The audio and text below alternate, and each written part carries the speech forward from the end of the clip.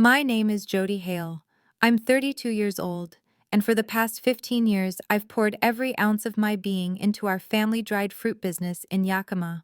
Most people my age were worrying about mortgages, vacations, or climbing a corporate ladder. Me? I was sweating through 80-hour weeks in a warehouse, my hands scarred and blistered from slicing apples and cherries, convinced that every crate I packed carried my future. I thought loyalty, hard work, and blood, sweat, and tears were enough to earn my place at the helm. I was wrong. It started with a single night that changed everything. I walked into the office after a 14-hour shift, the smell of caramelized sugar and dried apples clinging to my clothes. My phone buzzed on the desk, unfamiliar number, but I answered anyway. A speakerphone crackle, and then their voices, my parents, in our own office, speaking words I would never forget. "She's not worthy of running it," my mother's voice said. "Everything goes to Dylan." Dylan, my younger brother by 3 years. The one who spent more time at parties than in the warehouse, the one who had never so much as loaded a tray of cherries correctly. He was about to inherit everything I had built, everything I had sacrificed my youth to grow. I stood frozen, letting the words echo in my skull, each syllable heavier than the last. Betrayal isn't always loud. Sometimes, it's just a quiet sentence that ruins everything. I stared at the crates stacked neatly behind me, the fruits of my labor, and felt a mix of rage, disbelief, and a strange, cold clarity. A week later, the real test came. Our biggest client, a company that supplied nationwide grocery stores with organic dried fruit, called in full panic. Their emergency order had been ruined under Dylan's watch. I listened to the frantic voice over the line, feeling a strange calm seep through me. My hands clenched into fists at my sides. I kept my voice steady, firm, and detached. "Figure it out on your own." Click. And just like that, my parents' betrayal had ignited something in me that I could no longer ignore. I've always been shaped by this business, long before Dylan ever thought about claiming a title. 5 years before the fallout, my life already revolved around the plant. By the age of 10, I was following my grandfather, Walter Hale, to the original barn on the outskirts of Yakima. The air smelled of dried apples and sun-warmed wood. He'd fire up the old dehydrators at dawn, and I'd watch him layer apple slices so thin they would dry evenly, yet thick enough to retain a satisfying bite. Heat blasted my face, and he'd shout over the roar of the machinery, "Too much airflow and the fruit cracks, too little and mold sets in." I learned to hand him tools at the precise moment he needed them, absorbing every adjustment he made to the fans, the trays, the racks. Every twitch of his hands, every precise movement was a lesson, and I never forgot a single one.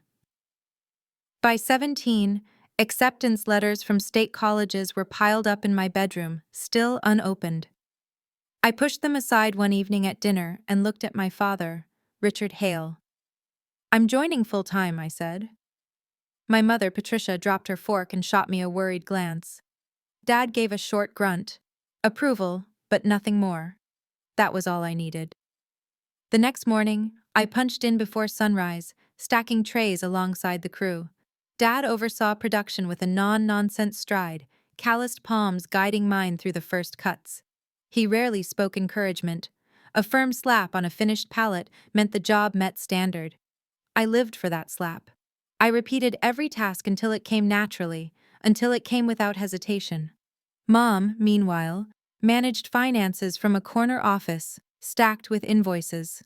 She taught me to forecast cash flow based on harvest yields, negotiate freight rates down to the penny. She taught me that numbers, like fruit, have to be handled with care. While Dad drilled precision into the packing line, Mom ensured every pound shipped turned profit. Early mornings meant scrubbing residue from stainless racks, muscles aching from lifting 100-pound bins of fresh cherries. I learned the language of the plant, the hum of the dehydrators, the rhythm of the conveyor belts, the smell of burnt sugar and ripe fruit mixing in the air. It became second nature. By 21, I was supervising night runs alone, logging temperature readings every hour. I began small experiments after hours, lowering humidity in stages to shave drying cycles, testing airflows, tweaking trays. Dad resisted at first, claiming tradition kept us reliable. But trial batches proved otherwise. 25% faster output with zero quality loss. Eventually, he grudgingly authorized upgrades across all units. Then came the 2008 downturn.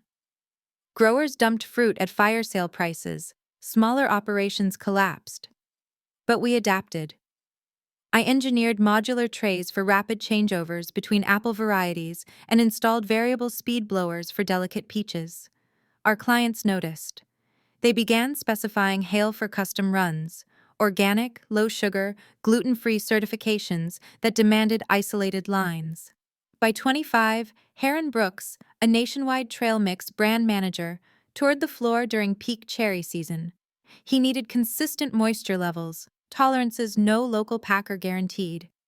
I ran prototypes through 3 sleepless nights, sampling every tray until lab results hit spec. When Heron extended his hand and said, "Your process is bulletproof. Contract starts next quarter," I felt a surge of pride and vindication. That deal pushed annual volume past 5 million pounds. Expansion followed fast. We broke ground on a modern facility, climate-controlled storage, automated orders, dedicated organic wing.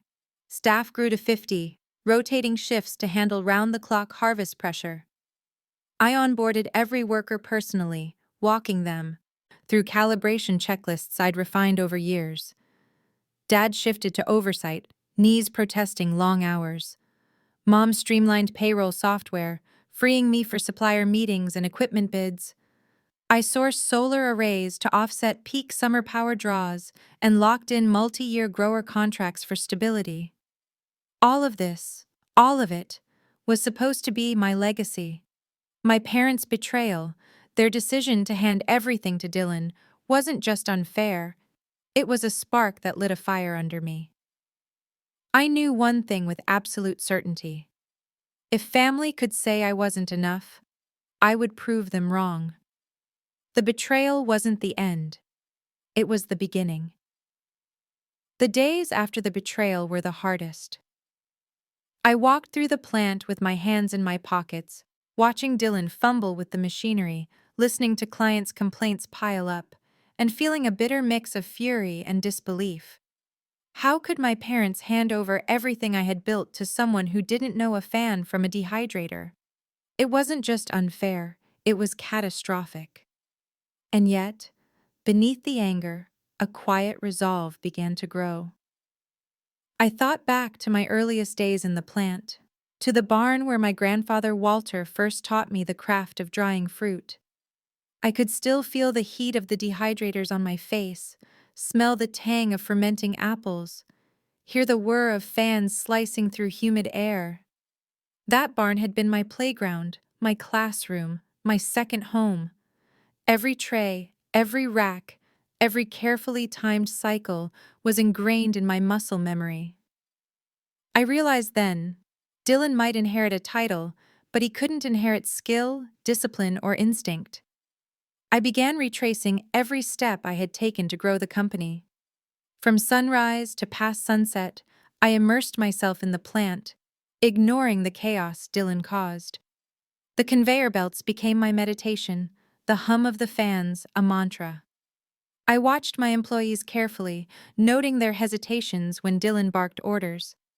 I spoke to them quietly, showing them methods and techniques he didn't know existed. Slowly, loyalty shifted. They started coming to me with questions. They trusted me, not Dylan. Dad had always drilled precision into every movement on the floor. Each cut, each stack of trays, had to meet his impossible standards. I remembered the sting of his slap on a finished pallet, painful, but full of meaning. That same standard became my North Star now. I went back to each production line, inspecting trays, testing humidity levels, calibrating airflow. Dylan didn't understand that fruit drying wasn't just a process, it was a living system. Apples, cherries, peaches, they responded to heat, humidity, and attention. Mistakes weren't just errors, they were disasters waiting to happen. Meanwhile, my mother handled finances with her signature meticulousness. I spent hours with her, poring over invoices, forecasting cash flow, recalculating shipping costs. I relearned every lesson she had ever taught me. Every discount, every freight negotiation, every grower contract was like a puzzle I had to solve perfectly. Dylan? He didn't care. He barely glanced at the spreadsheets, assuming numbers would magically balance themselves.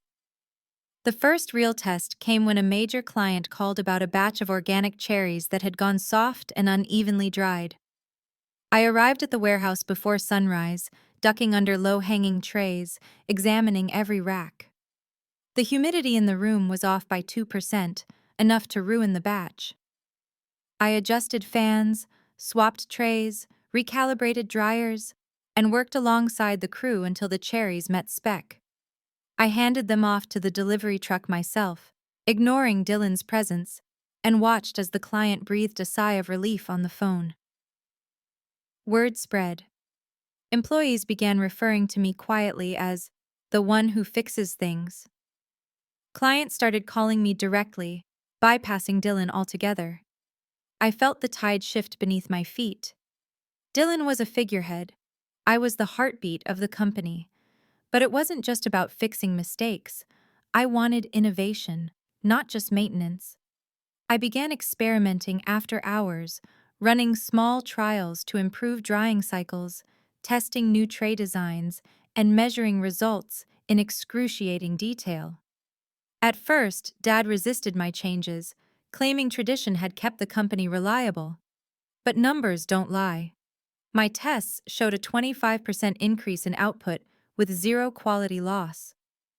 Slowly, my father stopped dismissing me. He even allowed upgrades across the units. Then came the 2008 economic downturn. Growers dumped fruit at fire sale prices. Smaller operations collapsed. But I didn't panic. I had spent years learning every nook and cranny of the process. I engineered modular trays to handle different apple varieties, installed variable speed blowers for delicate peaches, and developed isolated lines for clients with strict organic and gluten-free requirements. While competitors scrambled, we adapted. By 25, our growth caught the attention of Heron Brooks, a manager for a nationwide trail mix brand. He visited during peak cherry season, scrutinizing every detail. He demanded precise moisture levels and absolute consistency, standards that most local packers couldn't guarantee. I worked through 3 sleepless nights, running prototype batches, sampling every rack, logging measurements, and tweaking airflow. When Heron finally extended his hand and said, "Your process is bulletproof. Contract starts next quarter," I knew we were on a new trajectory. The Heron deal transformed everything. Annual volume surpassed 5 million pounds, and expansion became urgent. We broke ground on a modern, climate-controlled facility, complete with automated order systems and a dedicated organic wing.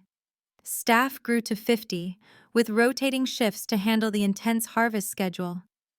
I personally trained each new employee, walking them through calibration checklists and quality control processes I had refined over years. Dad moved to oversight, his knees no longer able to withstand long hours on the floor. Mom focused on streamlining payroll, freeing me to meet suppliers, bid on equipment, and explore new energy solutions like solar arrays to offset peak summer power draws. Despite the betrayal, I had built a fortress of expertise, loyalty, and innovation that Dylan could never touch. He had the title, but I had the skill, the respect of the staff, and the confidence of the clients. The power dynamics had shifted quietly, imperceptibly, but irrevocably. I began to understand something fundamental. Loyalty is earned, not granted by birthright. Family could betray you, But skill, perseverance, and reputation could never be taken away. Every hour I spent on the floor, every late night experiment, every early morning at the plant, these weren't just acts of labor. They were armor. Armor I would wear when the time came to reclaim what was mine. And I knew that time would come. I spent long nights alone in the plant, walking the aisles of drying fruit, listening to the hum of the fans, feeling the heat from the dehydrators like the pulse of a heartbeat. I drafted strategies, designed new workflows, and planned contingencies for every potential disaster Dylan could create. This wasn't just revenge, it was preparation. I had learned the craft, mastered the system, and understood every weakness. The betrayal was the spark, the grind, the learning, the sleepless nights. That was the fire. And I would emerge from it stronger than anyone had imagined. By the time I was 27, the plant had become my domain, though Dylan still held the title. Every corner, every tray, every machine was under my watchful eye. Employees whispered to me instead of him, clients called me first, and suppliers sought my approval before signing contracts. Dylan's presence was ceremonial, a hollow title without skill or respect. But I didn't underestimate him. Titles, even empty ones, could be dangerous in the wrong hands. I spent the first hours of every morning walking the floor alone, inspecting trays, testing humidity, recalibrating blowers, and logging every measurement. The plant was alive, each fan, each dehydrator, each conveyor belt a pulse I had learned to feel. I could tell when a batch of cherries was off by simply listening to the airflow. I could adjust the temperature and humidity without touching a single gauge, trusting only the subtle signs in the fruit itself. Clients started noticing a difference. Orders that would have taken days to fulfill were shipped in hours. Organic certifications and gluten-free lines ran smoothly under my supervision, even as Dylan fumbled with basic paperwork. When one particularly large shipment of peaches came in, some slightly bruised from transport, I re-engineered the drying schedule, added modular racks, and salvaged the batch to perfection.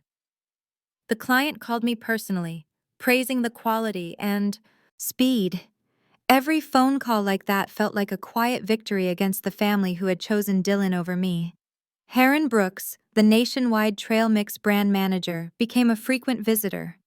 He would walk the floor with his clipboard, scrutinizing every rack, checking moisture levels, and asking detailed questions about airflow, tray design, and drying schedules. I loved it. These visits weren't just business, they were validation. When he finally said, "Jodie, you've built something bulletproof. I want all my future contracts to come through your line." It was more than a deal. It was recognition that my labor, knowledge, and sacrifices had created an empire, even without formal authority. Expansion became inevitable.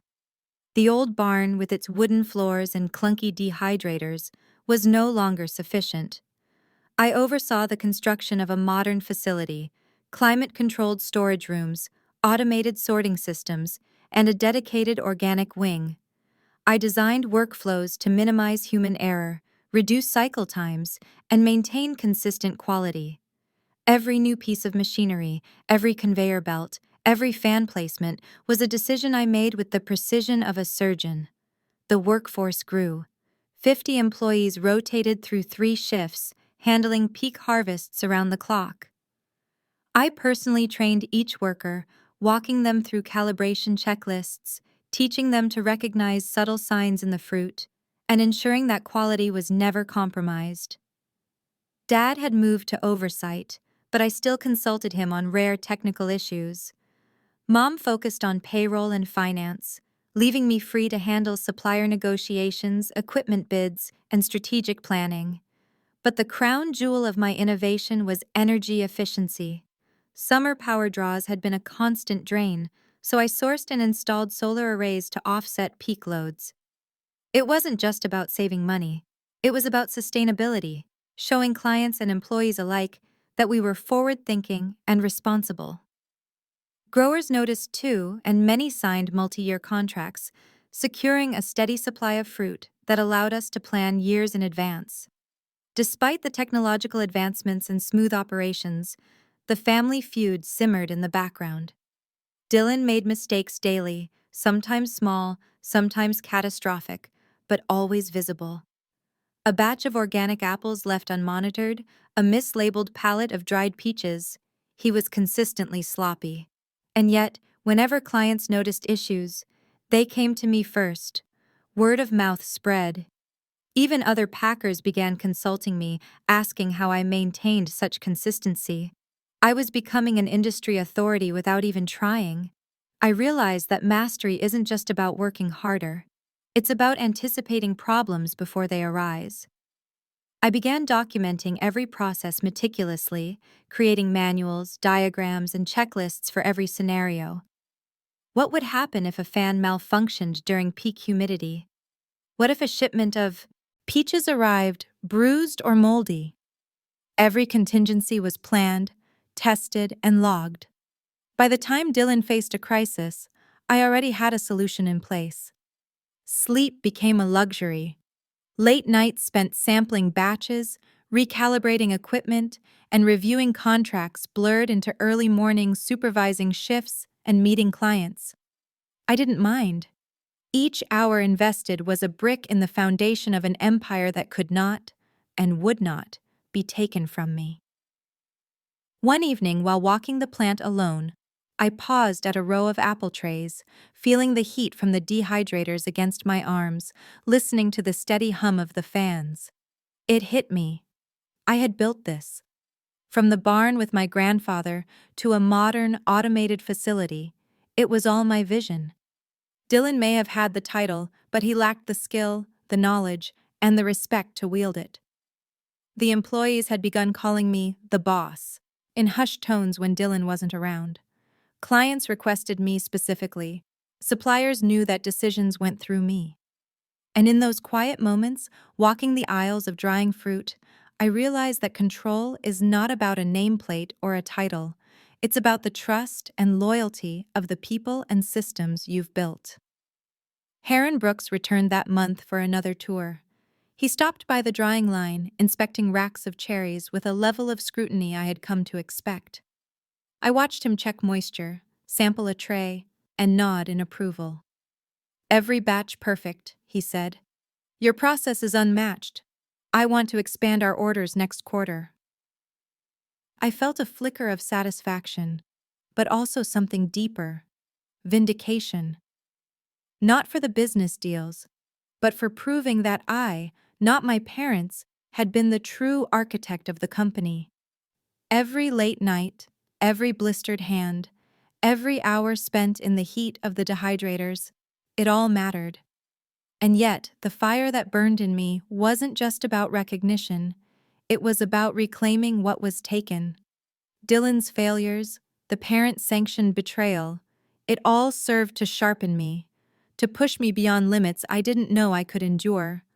I began plotting quietly, cataloging weaknesses, identifying opportunities, and preparing for the day when I would not just fix problems, but take back control entirely. That night, I sat alone in the empty plant, the hum of fans, a lullaby, and a promise. I pored over spreadsheets, adjusted airflow schedules, and drafted proposals for new contracts.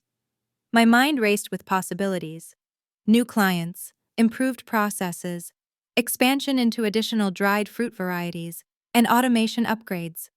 Every action, every decision, was deliberate. Every choice moved me closer to reclaiming the throne that had always been mine by merit, not birthright.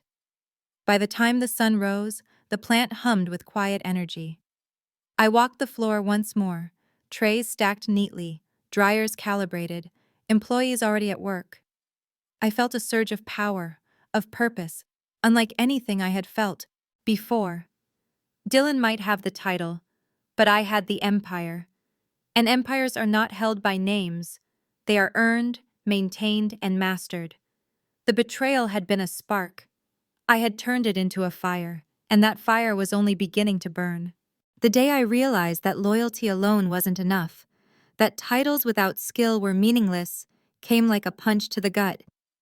Dylan had been in charge for a few months now, and the cracks were showing. Not small cracks, but chasms wide enough to swallow the reputation my hands had built over 15 years.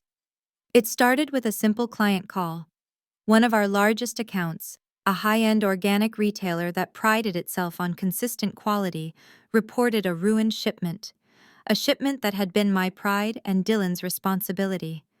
The peaches were unevenly dried, the trays improperly stacked, humidity unchecked. I could hear the panic in the manager's voice over the line. I didn't hesitate. I didn't yell. I didn't cry. I simply said, "Figure it out on your own." Click. It wasn't cruelty. It was a lesson. If Dylan couldn't maintain the standard, then the system itself would punish him. And it did. Within hours, word spread. Shipments delayed, clients frustrated, mistakes piling up. Employees whispered in hushed tones. Dylan tried to bark orders, but he lacked the knowledge to fix the chaos he'd unleashed. I watched quietly, documenting every misstep. Every error was evidence, a blueprint showing exactly where the system failed without me. My mind worked in the same meticulous way I had always worked on the plant floor. The fans, the trays, the temperature logs, they all told a story, and I was the only one who could read it. The fallout hit my parents hardest. They had handed the crown to someone incapable, expecting Dylan to magically maintain the empire. But the truth couldn't be hidden. Clients called them directly, demanding solutions. Growers complained about mismanaged shipments. Even suppliers, once loyal, began questioning their choices. I observed it all from the sidelines, a mix of anger and vindication burning inside me. I realized something crucial. Family ties mean nothing when they are one-sided. Loyalty, sacrifice, blood and sweat mean nothing if they aren't recognized. My parents had betrayed me, but the plant, the business, was mine. Every fan I had calibrated, every tray I had redesigned, every client relationship I had nurtured was under my control, even if Dylan had the title. That night, I stayed in the plant long after everyone else had left. The hum of the dehydrators was like a heartbeat, a rhythm I understood better than anyone. I walked through the rows of trays, testing airflow, inspecting fruit, logging data. The system had survived Dylan's mistakes, but only barely. If I didn't step in soon, the empire my hands had built could be lost entirely. I began taking calculated action. First, the employees. I called them individually, quietly instructing them to follow my lead, not Dylan's. I showed them how to correct errors without drawing attention, how to stabilize drying schedules, and how to manage shipments under pressure. Slowly, the tide shifted. Employees who had been uncertain began seeking my guidance. They whispered about my methods, comparing them to Dylan's fumbling attempts, and loyalty shifted back. Next came the clients. I reached out personally to those most affected by Dylan's mismanagement. I visited facilities, inspected shipments, and recalibrated entire production lines for their accounts. By the end of the week, apologies were no longer necessary. Results spoke louder than words. Clients began requesting me by name, bypassing Dylan entirely. Every corrected order was a quiet assertion of my authority, a reminder that skill and dedication mattered more than a piece of paper with a name on it. Meanwhile, I documented everything. Every mistake Dylan made, every mismanaged shipment, every moment of chaos. I compiled data, screenshots, logs, and photographs. I wasn't just fixing problems, I was building a record. This was my insurance policy, my evidence that leadership is earned, not inherited. One day, I told myself, this record would be impossible to ignore. Even the technology I had implemented became my weapon. Automated logs, temperature sensors, humidity monitors, and quality control software all highlighted errors when Dylan tried to override the system. He was not capable of managing the complexity I had designed, and the data made it undeniable. The emotional toll was immense. Watching my parents favor Dylan over me, seeing their disappointment and confusion at the unfolding chaos, stung more than any physical exhaustion. But I channeled that pain into focus. Every late night, every recalibration, every shipment corrected was a step closer to reclaiming control. Heron Brooks noticed the difference too. He called me personally, frustrated at first by delayed shipments under Dylan, then relieved as I stabilized the accounts. "Jodie," he said, "you've got to be in charge. Nobody else can handle this." It was more than validation. It was a mandate. The turning point came when Dylan made a critical error with an international shipment. Containers of dried cherries were mislabeled, jeopardizing customs clearance and delaying a major contract. I intervened directly, recalibrated the drying lines, corrected labels, and personally ensured shipment compliance. The clients were satisfied. Dylan, humiliated, looked to our parents for support, but by then, they were beginning to see the truth. The title meant nothing without competence. It was in those moments I realized that reclaiming the business wouldn't be a single confrontation. It would be a quiet, relentless assertion of skill, loyalty, and control. I didn't need to fight with words or emotion. I needed results, consistency, and proof that I was the only one capable of leading the empire. Late at night, I walked the plant alone, feeling the heat from the dehydrators and the hum of the fans. Each tray, each slice of fruit, each airflow adjustment reminded me of the years I had sacrificed. I had built this from sweat, scars, and sleepless nights. I had innovated when others clung to tradition. I had nurtured clients, grown staff, and expanded the facility. And now, it was all mine to reclaim. Dylan might have the title, but he had nothing else. And I had everything. The fire that had begun in my chest when I overheard my parents' betrayal had grown into a blaze. I would not just survive this coup, I would rise stronger than ever, taking back what was rightfully mine. The empire wasn't lost. It was waiting for me to claim it. That night, I drafted plans for the coming months. Each step was deliberate: stabilize client accounts, secure employee loyalty, correct operational flaws, and prepare for a final confrontation with Dylan and my parents. The blueprint was clear, the strategy precise. Victory wouldn't come from confrontation. It would come from undeniable competence. And I intended to make it absolute. As I left the empty plant, the first rays of dawn spilling over the drying racks, I felt a strange serenity.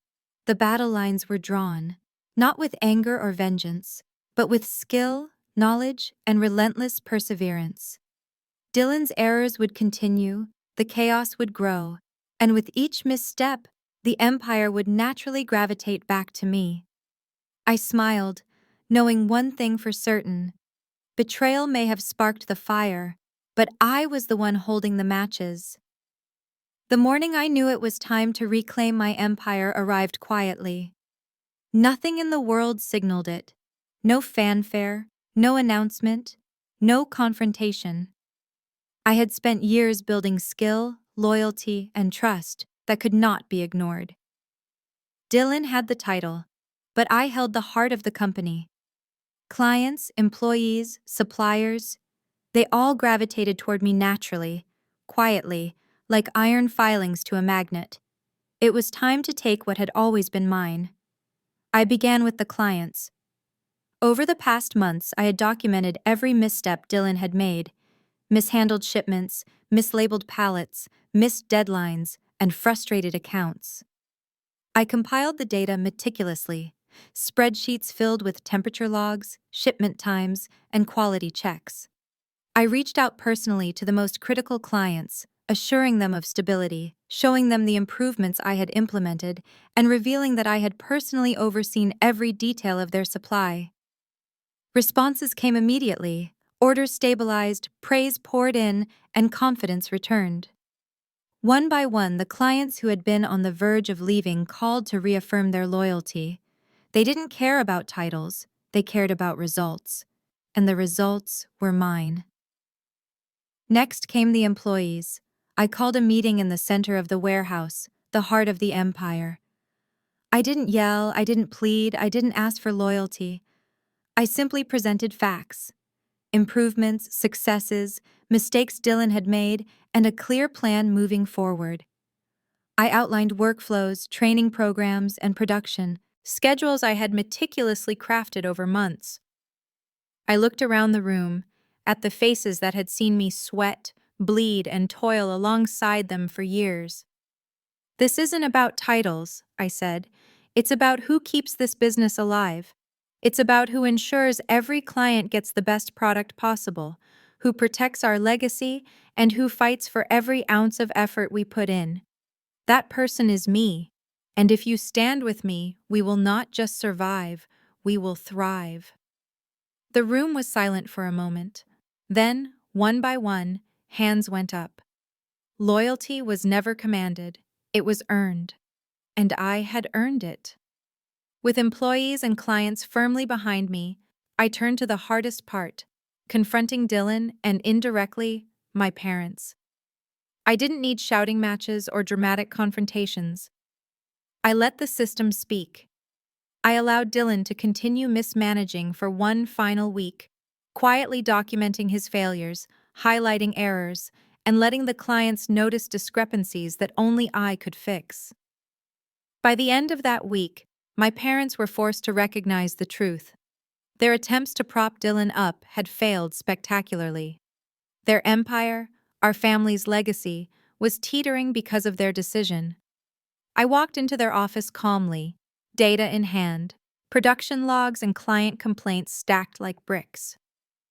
"Look at this," I said, voice steady. "These are every error, every shipment mismanaged, every missed deadline. This is what happens when leadership is given without knowledge or experience. You trusted Dylan. You were wrong. The business doesn't belong to him. It belongs to the person who has kept it alive, who has built it, and who has ensured its success. That person is me." Silence filled the room. My parents' faces were a mixture of shock, guilt, and disbelief. Dylan tried to speak, but no one listened. The facts were undeniable. Skill, diligence, and results outweighed birthright and titles. From that day forward, I assumed full operational control. Dylan was sidelined, not exiled, but removed from any critical role. I implemented stricter oversight, reorganized workflows, and continued expanding the company with precision and care. Solar arrays, climate-controlled storage, modular trays, and automated lines, all under my supervision, ensured that growth was sustainable and efficient. I also strengthened client relations. Heron Brooks and other major clients visited regularly, reviewing systems and production. Each time I demonstrated my mastery of every process, showing that the company's success wasn't luck, it was engineering, discipline, and relentless effort. Contracts expanded, revenue soared, and the business flourished like never before. But the real victory wasn't financial, it was emotional. I had transformed betrayal into fuel, turning anger, disappointment, and frustration into a plan for reclamation. Every scar on my hands, every sleepless night, every early morning at the plant had led me here. I had not just survived a family betrayal, I had used it as a catalyst to become the true architect of the empire. I walked the plant one evening, alone, the hum of the fans a steady, familiar rhythm. Employees worked silently, trays stacked neatly, machines calibrated perfectly. I could feel the pulse of the company beneath my feet, alive and thriving. I thought back to the barn with my grandfather. The early lessons of layering apple slices, adjusting airflow, and listening to the fruit. That knowledge, refined over years of sweat and toil, had become my superpower. I knew one thing for certain. Betrayal had sparked the fire, but I had nurtured it into a blaze. No one could take it from me. Titles meant nothing without skill, loyalty, and results, and I had them all. From that moment, the Hale family dried fruit business was no longer just a family legacy. It was my empire. I had taken back what was mine, not through force or anger, but through perseverance, intelligence, and unyielding dedication. Dylan faded into the background, a reminder that titles without effort are meaningless. My parents, humbled, began to see what I had always known. I was the one who had carried the company forward, the one who had fought for it in every way possible, and the one who would ensure it thrived for decades to come. As the sun set over Yakima, casting long golden rays across the drying racks, I stood in the center of the plant and allowed myself a rare moment of quiet pride. I had built, lost, and reclaimed everything. And the fire within me, the one that had been ignited by betrayal so many years ago, still burned strong. This time, unchallenged, unstoppable, and fully mine. The empire I had fought for, bled for, and dreamed for was finally home. And this time, nothing, not titles, not family betrayal, not incompetence, would ever take it from me again.